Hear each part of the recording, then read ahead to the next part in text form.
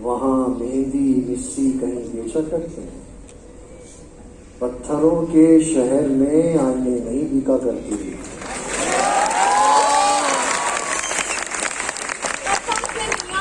سچ کہہ رہے ہو, آج ایک پڑیا نہیں بکی. ارے تم ہی لے لو, بالوں میں لگا لو. ویسے بھی تمہاری عمر پر یہ سفید بال زیب نہیں دیتے. نہیں, میں ایسے ہی ٹھیک ہوں بھائی. ارے ایک پڑیا لے کر تو دیکھو. ارے ہٹائیو, یہ بلوائی آ رہے ہیں کہ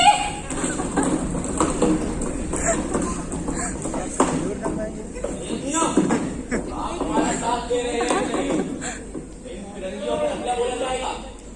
اس لڑائی میں آپ ہمارا ساتھ دیں گے کہ آپ بھی یہی کریں گے؟ ہمارے تو اعمال ہی کچھ ایسے ہیں.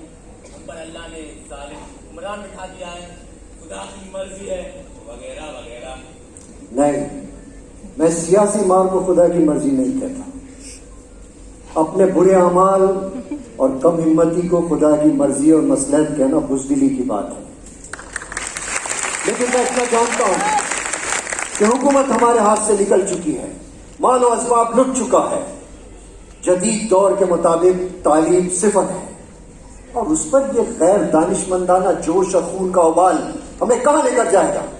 پھانسی کے تختے پر یا توپ کے دہانے پر؟ اور یہ خودکشی سے زیادہ قتل ہوگا, کیونکہ ہماری جوشیلی تقریروں سے جوش میں آ کر جو شخص بھی مارا جائے گا اس کے خون کا الزام ہمارے کاندھے پہ لکھا جانا چاہیے, ہمارے سر ہونا چاہیے. یہ انگریزوں کا طرفدار ہے. غدر کے بعد انگریزوں کے ہاتھوں مجھ سے زیادہ آپ میں سے کسی کا نقصان نہیں ہوا ہے, کسی کا نہیں. میرا گھر تباہ ہوا, مال و اسباب, جمع پونجی, زیورات, کاغذات, کتابیں سب لٹ گئی. میرے گھر کا فرش ابھی تک میرے ماموزاد بھائی اور ماموں کے خون سے رنگا ہوا ہے. میری بوڑھی ماں اپنی جان بچانے کے لیے اسے استبل میں 10 دنوں تک چھپی رہی, بھوک اور پیاس سے تڑپتی رہی, جانوروں کا رائتا کھا کھا کے مر گئی, اور تم کہتے ہو کہ میں انگریزوں کا طرفدار ہوں. ارے انہوں نے تو مجھے نجیب آباد کے نواب محمود علی خان کی 2.5 لاکھ روپے کی جاگیر دینی چاہیے تھی. میں اپنے بھائی کی چھاتی پر پاؤں رکھ کر اپنے لیے چھت کیسے تعمیر کر سکتا تھا؟ میں نے ٹھکرا دیا. ہاں, اللہ نے عقل سلیم دی ہے, اور یہ جانتا ہوں کہ دریا میں رہتے ہوئے مگرمچھ سے پیر نہیں کیا جا سکتا.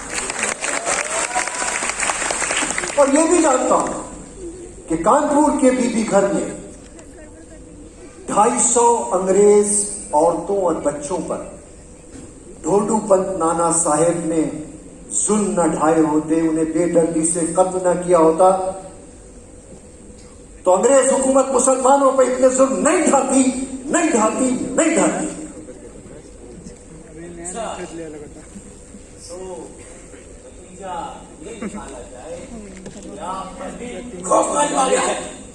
مراد آباد, نجیب آباد, بجنور, میرٹھ, کون سا دن, کون سی ایسی شام گزری جب موت نے ہمارا پیچھا نہ کیا؟ ارے ہم پر تو دونوں طرف سے مار تھی. لیکن میں اپنے خوف کو اپنی قوت بنانا چاہتا ہوں, جس سے بھلائی اور ہمدردی کے کام کیے جا سکے.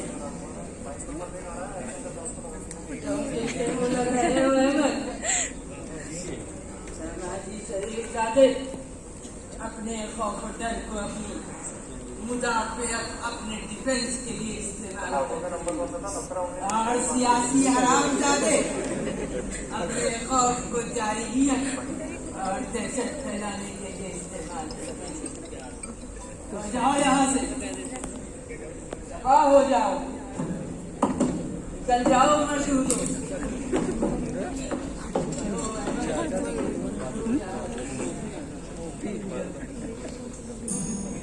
سر سید آل رحمہ بڑا درد مند دل رکھتے تھے.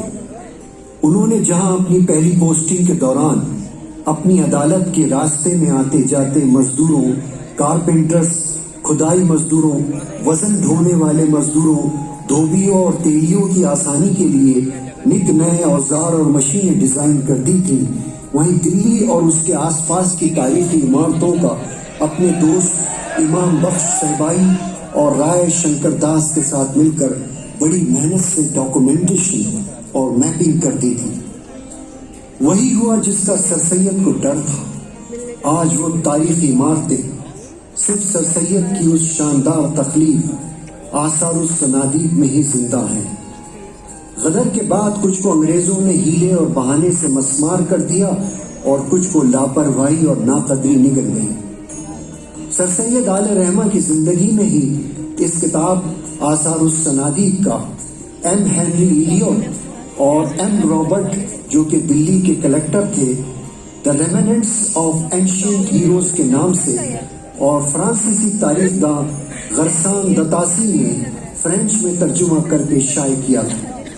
یہی نہیں، سر سید آل رحمہ کو ہر قسم کا علم سیکھنے کا جنون تھا۔ سر سید نے 1844 سے 1850 تک اپنی دہلی کورٹ کی ملازمت کے دوران اپنی وہ تعلیم مکمل کر لی جو پہلے ملازمت کی وجہ سے اور دوسرے والد اور بھائی کی موت اور اس کے بعد کے بگڑے ہوئے حالات کی وجہ سے ادھوری رہ گئی تھی۔ انہوں نے قرآن کے ساتھ بائبل اور تورات کے سمجھنے کے لیے باقاعدہ انگریزی اور ہیبرو بھی سیکھی۔ رسالہ کلمت الحق شائع کیا۔ 1857 کے غدر کے دوران سر سید بجنور میں اسسٹنٹ سٹی میجسٹریٹ تھے۔ سر سید نے اس خون آشوب دور میں بھی انسانیت کا دامن نہیں چھوڑا۔ جس بے گناہ کو بچا سکتے تھے بچا لے گئے۔ خود علاقے کے انگریز کلیکٹر مسٹر شیکسپیئر اور ان کے خاندان اور اسٹاف کے 32 انگریز مرد و عورتوں اور بچوں کو سر سید نے اپنے گھر میں پناہ دی اور انہیں وہاں سے سیف پیسے دے کر لڑکی پہنچا دیا تھا۔ جہاں انگریز حکومت مسلمانوں کو سزائیں دینے کے لیے جھوٹے کیسز اور طرح طرح کے ہیلے و بہانے سے مقدمے قائم کر رہی تھی، سر سید اتنی ہی شد و مد سے انہیں بچانے کے لیے ایسے ثبوت اور گواہ پیش کرتے کہ سوائے سزا منسوخ کرنے کے کوئی چارہ نہیں ہوتا۔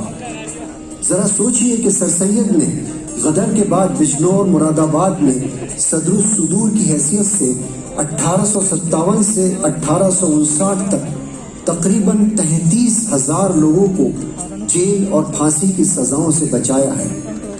اس میں غریب تانگے والے بھی ہیں اور امیر اور نواب بھی۔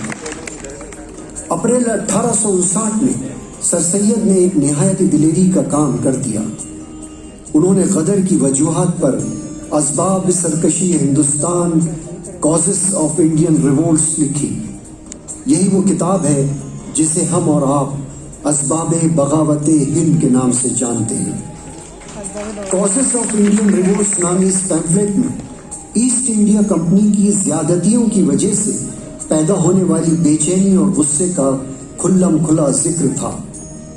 آگرہ کے مفصلات پریس سے اس پیمفلیٹ کی 500 کاپیز چھپوا کر سارے انگریز آفیسر سے لے کے کوئین وکٹوریا تک بھیج دی گئی۔